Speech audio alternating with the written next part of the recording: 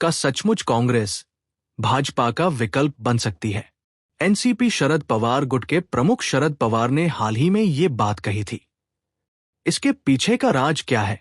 शरद पवार आखिर कहना क्या चाहते हैं? इस वीडियो में जरूर सुने। अगर आपको वीडियो पसंद आए तो कृपया लाइक बटन दबाएं और चैनल को सब्सक्राइब करें। नमस्कार, जय हिंद, जय भारत, जय श्री राम। मैं आबा मालकर। शरद पवार ने हाल ही में कहा है कि कांग्रेस ही बीजेपी का देश भर में अकेला विकल्प है, पर इसमें कुछ भी नया नहीं है और कई पॉलिटिकल जानकार पहले भी कई बार यही बात कह चुके हैं। असल में कोई भी पॉलिटिकल एनालिस्ट किसी भी तरफ झुके, उसने हमेशा यही कहा है कि कांग्रेस ही बीजेपी को देश भर में टक्कर दे सकती है, क्योंकि दूसरी पार्टियां खुद को कितना भी नेशनल पार्टी कहें, असल में वे रीजनल या सिर्फ राज्य की पार्टियां हैं। एक बड़े राज्य में उनका अच्छा वोटर बेस है और चूंकि वे 2-3 दूसरे राज्यों में सिर्फ नाम के लिए हैं, इसलिए उन्हें कानूनन नेशनल पार्टी की पहचान मिली है। 1-2 राज्यों के बाहर ऐसी नेशनल पार्टियों के लिए कोई जगह नहीं है। कांग्रेस की कहानी अलग है। बीजेपी कोशिश करके कई राज्यों तक पहुंची है।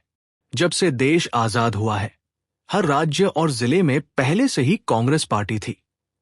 उसका कोई विकल्प नहीं था।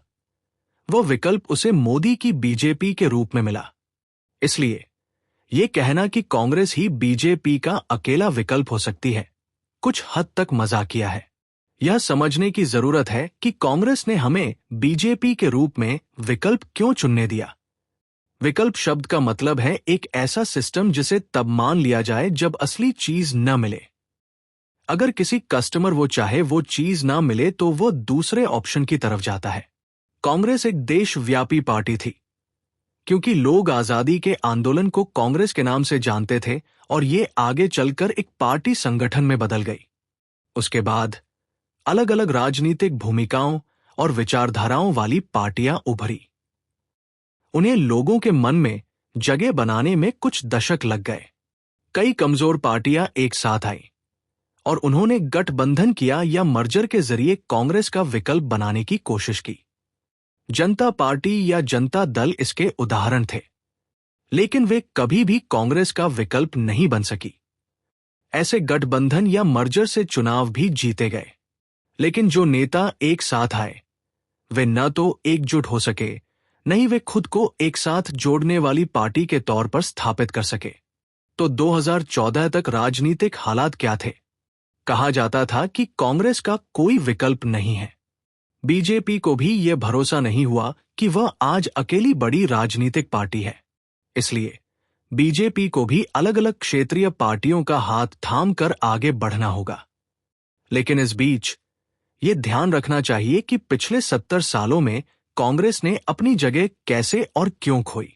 4 साल पहले देश की इकलौती देशव्यापी पार्टी आज कई राज्यों से क्यों गायब हो गई?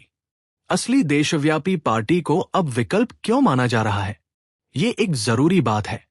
कांग्रेस, जो नेहरू और इंदिराजी के समय में 350 सीटों पर आराम से चुनाव जीत जाती थी, आज पूरी ताकत से 300 सीटों पर भी लड़ना नामुमकिन हो गया है। बिहार, उत्तर प्रदेश, तमिलनाडु, ओडिशा, बंगाल, आंध्र जैसे राज्यों से कांग्रेस गायब हो गई है। कई राज्यों में कांग्रेस एक क्षेत्रीय पार्टी बन गई है। ये बात ध्यान में रखनी चाहिए।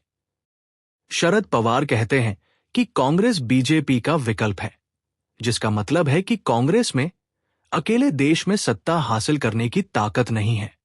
इतना ही नहीं, वो ये भी संदेश देते हैं कि कांग्रेस को दूसरी क्षेत्रीय पार्टियों को साथ लेकर बीजेपी का मुकाबला करना होगा।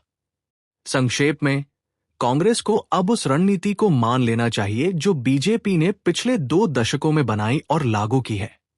यही पवार की असली दलील है। कांग्रेस को दिल्ली में बैठकर अपने ही आदेश थोपने को सबसे अच्छा मानने से बाहर निकलना होगा।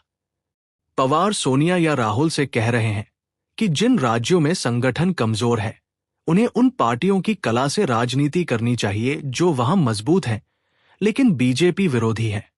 पंजाब, राजस्थान, मध्य प्रदेश, गुजरात, छत्तीसगढ़, हरियाणा, हिमाचल, असम, कर्नाटक जैसे राज्यों में कांग्रेस ही बीजेपी से मुकाबला करने वाली अकेली पार्टी है, लेकिन दूसरे राज्यों में कांग्रेस कमजोर या नगण्य है। बंगाल, तमिलनाडु, ओडिशा वगैरह जैसे राज्यों में हमें क्षेत्रीय पार्टियों के साथ मिलकर आगे बढ़ना होगा। कर्नाटक में देवे गौड़ा को लें, या महाराष्ट्र में शरद पवार को, उत्तर प्रदेश में मायावती या मुलायम को, बिहार में लालू को या ओडिशा में नवीन पटनायक को, तभी कांग्रेस अपनी जगह बनाए रख पाएगी। नहीं तो उन राज्यों में कांग्रेस धीरे धीरे खत्म हो जाएगी। जैसे बीजेपी ने स्थानीय नेताओं और पार्टियों को साथ लेकर अपना विस्तार किया, वैसे ही उसे इकट्ठा होना चाहिए। इसका मतलब यह है कि कांग्रेस को गठबंधन और दोस्ती के जरिए बीजेपी से मुकाबला करना होगा। अगर कांग्रेस ने यूपीए के समय में ऐसी समझदारी भरी राजनीति की होती तो बीजेपी इतना बड़ा गठबंधन बनाकर अकेले दम पर बहुमत हासिल नहीं कर पाती और कांग्रेस आज ऐसी मुश्किल में नहीं होती। ये पवार की अंदरूनी समझ है। उनका सीधा सा मतलब है कि कांग्रेस अब 1996 वाली बीजेपी बन गई है। 1989 से ही बीजेपी कांग्रेस का विकल्प बनने की कोशिश कर रही है। इसके लिए उसने किसी भी क्षेत्रीय पार्टी के साथ गठबंधन किया, सीटें शेयर की, कई बार सत्ता से बाहर रहकर भी उसका समर्थन किया या सत्ता भी शेयर की, लेकिन हर कोशिश में कांग्रेस को कमजोर करने के साथ साथ उसे बढ़ाने को प्राथमिकता दी गई।